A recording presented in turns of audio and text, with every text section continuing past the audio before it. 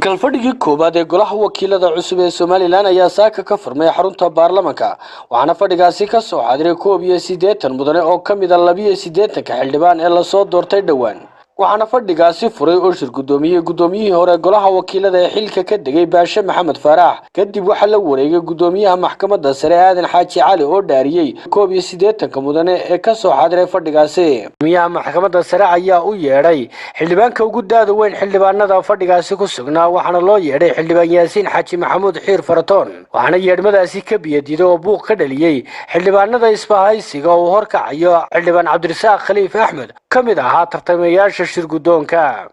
Assalamu alaykum.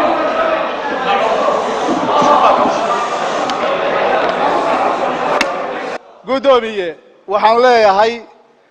murashaxu waa murashax suuragal ma aha inuu noqdo hal mar wada noqdo ciyaartooygii iyo arbitarihii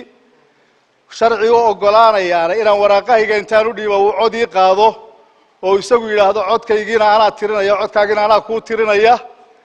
haddii ay dadka qaarkii aaminsan yihiin inaan hore wax sharci ah oo ka qoran ama dastuurka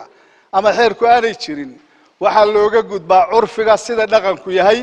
horena Soomaaliland way uga dhacday gola uu kamid ahaa murashaxu oo ay ugu weynaayeen Sakhraan iyo Qaybe oo ninkii saddexaad maadaama ay labadu murashaxiin ahaayeen lagu wareejiyay xilka curfiga caamka ana caalamka meel kama dhacdo in qofku garsoorihii u garnaqayay uu noqdo qofkii uu la loolamayay kadib waxa la isku afkartay inuu fadhiga hago gudoomiyaha maxkamadda sare oo hareero fadhiyaan gudoomiyaha golaha guurtida iyo gudoomiyihii hore golaha wakiilada waxaana tartanka shir gudoonka isku soo taagay Cabdirasaaq Khaliif Axmed Yaasiin Xaaji Maxamuud Xiir Faratoon oo sharaxna gudoomiyaha halka ku xigeenka koobaad iyo ku xigeenka labaadna ay isku soo sharaxeen Siciid Mira Giire iyo Cumar Jaamac Cabdinaasir Qodax iyo Cali Xamuud musharaxiinta u tartamaya gudoomiyaha golaha wakiilada ayaa bilaabay hadal jeedintoodii deegaanka aan ka soo jeedo